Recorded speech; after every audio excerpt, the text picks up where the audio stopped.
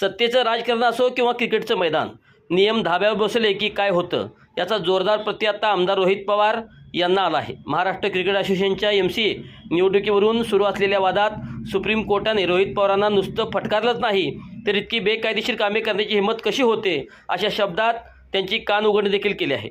MCA निवडणुकीत आपली सत्ता टेकवण्यासाठी रोहित पवारांनी मनमानी पद्धतीने सदस्य संख्या वाढवल्याचा गंभीर आरोप भारताचा माजी क्रिकेटपटू केदार जाधव यांनी केला होता. जाधव यांच्या याचिकेनुसार पवारांनी सदस्य संख्या 154 वरून थेट 571 वर नेली. विशेष म्हणजे यात रोहित पवारांची पत्नी कुंती पवार, सासरे सतीश मगर आणि खासदार सुप्रिया सुळे यांची मुलगी रेवती सुळे यांच्यासह त्यांच्या कंपनीतील कर्मचाऱ्यांनाही आजीवन सदस्य म्हणून नोंदवण्यात आलं. याविरोधात हायकोर्टाने निवडणुकीला स्थगिती दिली होती.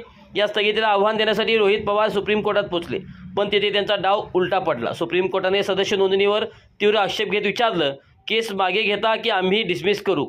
BCCIच्या या नियमानुसार घटना दुरुस्तीसाठी कोर्टाची परवानगी लागते. हे माहीत असूनही असा कारभार केल्याने कोर्टाने नाराजी व्यक्त केली. अखेर कोर्टाचा हा आक्रमक पवित्रा पाहून रोहित पवारांना आपली याचिका मागे घ्यावी लागली.